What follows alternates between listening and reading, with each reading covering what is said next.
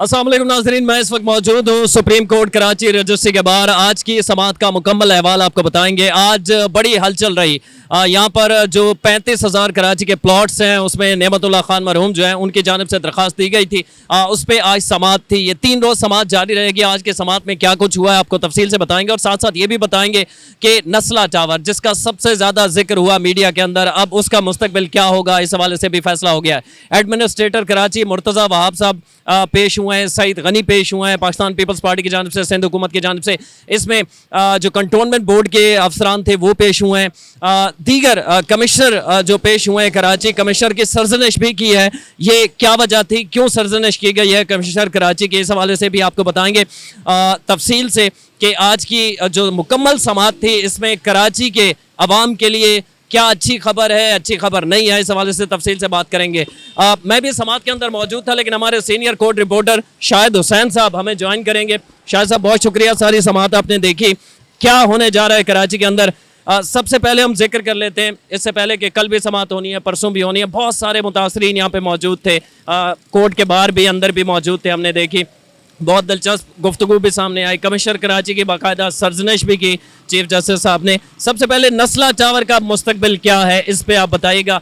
बातें हो रही थी कि शायद नस्ला टावर बच जाए, कोई बीच की राह निकल आए, शायद कायल कर लिया जाए चीफ जस्टिस साहब को, लेकिन ऐसा कुछ नहीं हुआ बाजार लगता। इरफान साहब आपका बहुत शुक्रिया। वैसे आपका जो चैनल है यूट्यूब पे खासतौर पर डिजिटल मीडिया, ये कराची में एक बहुत बड़ी काविश है और बहुत बड़ी कोशिश कर रहे हैं। आप फील्ड में जाते हैं तो अब वो लोगों को टीवी देखने के लिए इंतजार नहीं करना पड़ता, आपका चैनल खोलते हैं और उनको सारी अपडेट्स मिल जाती हैं। तो ये ज़बरदस्त काविश है, अच्छा काम कर रहे हैं। सुप्रीम कोर्ट कराची रजिस्ट्री में चीफ जस्टिस पाकिस्तान की सरबराही में जिस तरह 3 रुकनी बेंच ने आज समाअत की, 3-4 चीज़ें तो बिल्कुल वाज़ेह हो गई। एक तो ये है कि आज मुर्तज़ा वहाब साहब को खुलकर बात करने का मौका मिला। वो ये है कि ना सिर्फ मिलिट्री लैंड की जो उसको उसकी हैसियत तब्दील करने के बाद जो उसको कमर्शियल बुनियादों पर इस्तेमाल किया जा रहा है, उस हवाले से जिस तरह एक वकील साहब निशानदेही करते रहे और उसको एंडोर्स करते रहे मुर्तज़ा वहाब पीछे खड़े होकर, हालांकि मिलिट्री लैंड के डायरेक्टर भी वहाँ आगे रोस्टम पे खड़े होते हैं तो वो सर हिलाते रहे कि हाँ जो वो वकील साहब बोल रहे हैं वो ठीक है। यानी कि कहने का मकसद ये है कि आज मुर्तज़ा वहाब को अपने इख्तियारात और जो उनकी एक्टिविटी है उनकी पार्टी की और उनके ऊपर जो इल्ज़ामात आयद होते रहे और उसके बाद जो कुछ उन्होंने कराची के लिए किया, सूबे के लिए किया, या जो जो उनके ऊपर इल्ज़ामात हैं उसका आज उन्होंने खुल के जो है वो अदालत में जवाब भी दिया और अपना दिफा भी किया। दूसरी बात, जो नस्ला टावर का हम चूँकि आपके देखने वाले लोग हैं वो काफ़ी उनकी इंतज़ार कर रहे होंगे। नस्ला टावर के बचने के जो इम्कानात थे अब मेरे हिसाब से 0% रह गए हैं। वो इसलिए कि आपने देखा कि बिल भी पास किया गया, उसके बाद एक करारदाद पास की गई, लेकिन उसका कोई फ़ायदा नहीं हुआ। आज जिस तरह केस की समाअत शुरू हुई, जिस तरह चीफ जस्टिस साहब आके बैठे, सबसे पहले केस ही टावर जो नस्ला टावर का था वो टेकअप हुआ। कमिश्नर कराची से पूछा गया तो उन्होंने कहा कि सर देखें 22 करोड़ रुपए की लागत आनी है, 90 दिन का कंपनी जो टाइम मांग रही है, तो मैं कुछ आपकी थोड़ी सी रहनुमाई लेना चाहता हूँ और कुछ थोड़ा सा मैं आपको बताना चाहता हूँ। तो उन्होंने कहा कि बाकी सब छोड़ें, ये बताएं कि गिराया या नहीं गिराया। तो कमिश्नर कराची का नहीं सर वो थोड़ा सा मैं कुछ आपसे कहना चाहता हूँ, कुछ बताना चाहता हूँ। तो उस पर अदालत ने सरजनिश की कि ये एक अच्छा अफसर है, ग्रेड 21 का अफसर है। अटॉर्नी जनरल से पूछा भी कमिश्नर कौन, एडवोकेट जनरल से कि कितने ग्रेड का ऑफिसर है, तो उन्होंने कहा ये 21 ग्रेड का ऑफिसर है। बिल्कुल बिल्कुल। तो उसमें उनको कहा कि ये इस तरह का जो बड़े ग्रेड का, आला ग्रेड का अफसर है, तो क्या वो इस तरह बात करेगा अदालत से? तो उसमें अदालत ने कहा कि आप इस तरह बार बार बीच में जो बात करेंगे ये तौहीन अदालत कर रहे हैं। उन्होंने कहा नहीं मैं सर कुछ समझाना चाहता हूँ। तो चीफ जस्टिस ने कहा हम तो समझते हैं, आप नहीं समझ रहे, जो हम समझ रहे हैं तो वो आप नहीं समझ रहे। अगर जाएं नस्ला टावर तोड़ें, वरना यहाँ से हम आपको सीधा जेल भेज रहे हैं और शहर भर की जो मशीनरी है और स्टाफ है उसको जमा करें और नस्ला टावर को जाके मसमार करें। और उसके बाद आपने देखा कि वो जज साहब ने उनकी एक नहीं सुनी और कहा कि फौरी तौर पर जाएं और दोपहर में जाके रिपोर्ट पेश करें। ना सिर्फ नस्ला टावर बल्कि तजौरी हाइट्स की भी अदालत ने कहा कि रिपोर्ट पेश करें। तो उसमें कहा कि तजौरी हाइट्स के ऊपर तामीरात वो जो मसमारी का काम है वो तो हो रहा है, लेकिन ये कि नस्ला टावर को हम फिर कोशिश करते हैं तोड़ने की। तो अदालत ने कहा कि अगर तजौरी हाइट्स की मसमारी का काम जारी भी है तो उसकी भी हमें तस्वीर जो है वो अदालत में पेश करें और इसके ऊपर कितनी कार्रवाई होगी उसकी रिपोर्ट अदालत में पेश करें। वो अब सुना है कि वो वहाँ कार्रवाई जारी है और मशीनरी भी लग गई है और मजदूर जो है टॉप फ्लोर से ऊपर से नीचे की जो खिड़कियाँ और दरवाजे जो हैं वो तोड़ रहे हैं। इसके अलावा फिर पार्कों की बात, जिस तरह मुर्तज़ा वहाब साहब, और उसके खासतौर पर आपको पता है कि इसमें एक शहर के ऊपर जो गैर कानूनी तजावुज़ात और इसके अलावा जो बदहाली है शहर की, उसमें 2 पिटिशनर हैं। एक नेमतुल्लाह खान साहब थे, जमात इस्लामी से उनका ताल्लुक था और उनकी पिटीशन पे ये कार्रवाई हो रही है। दूसरा एक NGO है शहरी। अच्छा, आज मुर्तज़ा साहब जो है अदालत को ये बावर कराने में तकरीबन कामयाब हो गए कि शहर में जो बिगाड़ पैदा हुआ है वो बुनियादी तौर पर शुरुआत हुई थी नेमतुल्लाह खान साहब के दौर से, जिनकी ये पटिशन है गैर कानूनी तजावज़ात के, और दूसरा मुस्तफ़ा कमाल साहब के दौर में। यानी कि शहर की बड़ी अहम तरीन जो शाहराहें थी उनको कमर्शलाइज कर दिया गया। यानी कि एक घर की तामीर थी जिसमें 1000 गज में 6 अफराद, 8 अफराद, 10 अफराद रहते थे। अब उसके ऊपर मल्टी स्टोरीज इमारतें बना दी गई हैं, सड़कों की निशानदेही की गई, खासतौर पर PCHS के तमाम ब्लॉक्स की बात की गई। इस अलावा शार पाकिस्तान जो कि फेल्ड का इलाका है उसकी बात की गई कि उसमें मल्टी स्टोरीज जो है बना दी गई हैं। तो अब वहाँ जहाँ 6 अफराद या 10 अफराद रहते थे वहाँ सैकड़ों अफराद रहते हैं। तो इस तरह पूरा शहर का स्ट्रक्चर जो है ख़राब हो चुका है। उसके बाद फिर अब अदालत ने जो उनको हुक्म दिया है कि आपने पूरे शहर के जो सरकारी प्लाट्स हैं, रफाई प्लाट्स हैं, जितनी भी गैर कानूनी तामीरात हैं उनके ऊपर उनको मस्मार करें, असल हालत में बहाल करें और सरकारी तहवील मिलें।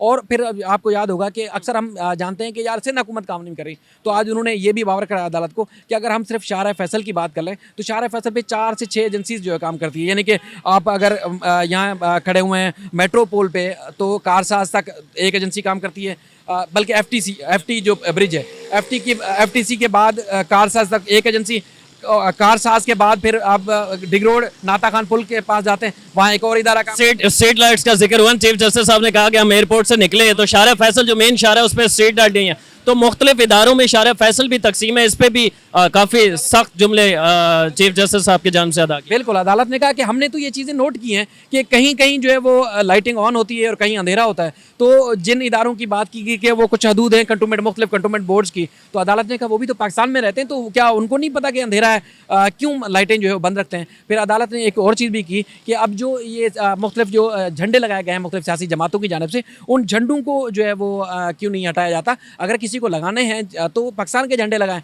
तो अब ये चीज़ें एक तो क्लियर हुई। दूसरा, मिलिट्री लैंड के ऊपर बड़ी आज बात हुई। पहले भी आपने देखा था कि 2018 में चीफ जस्टिस पाकिस्तान ने ही इस तरह का जो हुक्म दिया था कि मिलिट्री लैंड को जो कमर्शियल बुनियादों पर इस्तेमाल किया जाता है, कहीं शादी हाल बना दिए गए, सिनेमा हाल बना दिए गए, उनको मस्मार किया जाए। तो अब फिर एक बार अदालत ने हुक्म दिया है कि मिलिट्री लैंड की जो हैसियत है या तो कहीं आप सूबाई हुकूमत से ली थी या आपने वफाकी हुकूमत से ज़मीन ली थी, तो अब सोसाइटीज़ बना दी गई हैं, कमर्शियल बुनियादों पर इस्तेमाल किया जा रहा है, सिनेमा हाल बना दिए गए। तो अब वो कैसे मिलिट्री लैंड को जो है वो दिफाई मकासद के बजाय आप ये चीज़ें कर सकते हैं। तो उसके ऊपर अटार्नी जनरल को नोटिस किए हैं, सेक्रेटरी दिफा को भी ज़ाती हैसियत से तलब किया है और तमाम जो कंटोनमेंट बोर्ड के CEO हैं उनसे रिपोर्ट तलब की गई है। और उसके बाद फिर जो दीगर ख़ास तौर पर जो शहर के प्लाट्स और पब्लिक पार्क्स हैं उनके रिपोर्ट मांगी गई है। सिविल एविएशन अथॉरिटी की ज़मीन के ऊपर कब्जा था, उसको अदालत ने खाली करवाने के बाद DGA KDA की हवाले से भी बात हुई। हमने देखा कि उसमें DGA KDA ने भी कहा कि हमने तो राशिद लतीफ़ साबिक क्रिकेटर हैं, टेस्ट क्रिकेटर, उन्हें ग्राउंड क्रिकेट सिखाने के लिए दिया था, वहाँ भी दुकानें बन गई हैं। जी बिल्कुल। और PCHS झील पार्क के जो है उसके करीब जो दुकानें बन गई हैं उसकी भी निशानदेही की है और एडमिनिस्ट्रेटर कराची को कहा कि मुख्तलिफ लोग जो है मुख्तलिफ सियासी चीज़ें इस्तेमाल करना शुरू कर देते हैं, तो अब सियासी मकासद से हट के शहर की बेहतरी के लिए भी काम करें। तो अगर उन्होंने कहा कि आप कुछ करना चाहते हैं शहर के लिए, मुर्तज़ा वहाब को कहा तो करें। बहरहाल एक बारी टावर है यहाँ पे हैदराबाद के पास, उसके ऊपर जब बताया गया कि ये रफाई प्लाट के ऊपर बना हुआ, तो उस वक्त जब वो सामने केस आया तो फिर चीफ जस्टिस को बात याद आई सईद गनी साहब की तकरीर की कि उन्होंने कहा था कि हम जो है किसी के सर से छत नहीं छीनेंगे, हम अदालत का हुक्म अपनी जगह पर, हम किसी की घर जो है मस्मार करने का हुक्म नहीं देंगे। तो उन्होंने कहा क्या तस्वीरें लहरा के चीफ जस्टिस ने कहा क्या अब ये इमारत तमीरात नहीं तोड़ना चाहते, बुलाएं सईद गनी कहाँ हैं। और फिर इजाज़ुल हसन साहब ने भी कहा कि उनको बुलाएं और कहें कि वो कह रहे थे कि ओहदा छोड़ देंगे, तो कब छोड़ रहे हैं ओहदा, तो आके बताएं। तो सईद गनी साहब को भी फिर बुलाया, तो सईद गनी साहब ने की बारी नहीं है, केस चेकअप नहीं हुआ, पीछे पहले खड़े रहे, फिर उनके किसी चाहने वाले ने उनको बैठने के लिए सीट दे दी। तो बहरहाल अब जो कार्रवाई है कुछ कल तक के लिए मुलतवी हुई है। फिर कुछ एक्सपेक्टेड है कि वज़ीर आला मुराद अली शाह को भी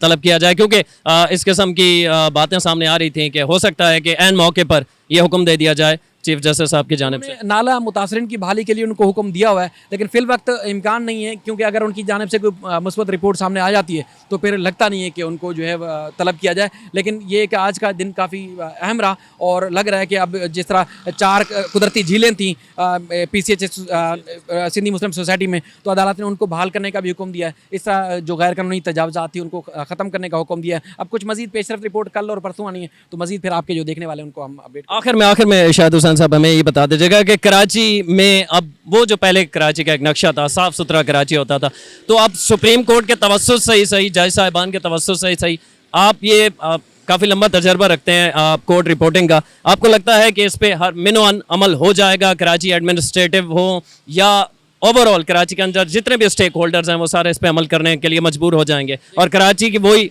असल सूरत साफ सुथरा रोशनियों का शहर बहाल हो जाएगा? देखिए इदारे तकरीबन हमने देखा कि अदालत हुक्म तो देती है, उस पर अमल दरामद करते नहीं है। अगर अदालती हुक्म पर अमल दरामद शुरू हो जाए या उससे पहले अगर जो शहरी आम शहरी जिसके राइट्स हैं, अगर उसको राइट्स मुख्तलिफ इदारे देना शुरू कर दें, जो कि उनका काम है मुख्तलिफ अथॉरिटी, अगर वो देना शुरू कर दें तो फिर वो अदालत ना आए और अदालतों के हुक्म पर अमल दरामद शुरू हो जाए तो इतने हज़ारों की तादाद में केसेस पेंडिंग ही ना हो। अदालतों में बर वक्त फैसले होते हैं लेकिन अमल दरामद नहीं होता, इसलिए केसेस तवील अरसे तक चलते हैं। तो हमें लगता नहीं है कि शहरियों को बर वक्त अच्छा माहौल मिलना शुरू हो जाए। अब आपको पता है पूरे शहर में 29 अगर इतनी बड़ी रोड्स हैं उनके ऊपर मल्टी स्टोरीज बना दी गई हैं, तो अब लगता नहीं कि वापस उनको तोड़ के दोबारा बहाल किया जाए। लेकिन अब जो ख़ासतौर पर मलीर नदी के अंदर, उसके बाद आपने देखा कि जाम सादिक ब्रिज के पास गैर कानूनी तामीरात हैं, अदालत ने उनको मसमार करने का हुक्म दिया है। लेकिन यहाँ पर हम देखते हैं कि जहाँ किसी की मूवमेंट होती है तो वहाँ शहर में तब्दीली ज़रूर आ जाती है। अब चीफ जस्टिस ने आना था तो कल हमने देखा कि यहाँ फूल लग गए, पूरे शहर की पूरी ये इलाके की सूरत हाल तब्दील हो गई। तो इस तरह हो जाता है, लेकिन उम्मीद करते हैं कि शहरी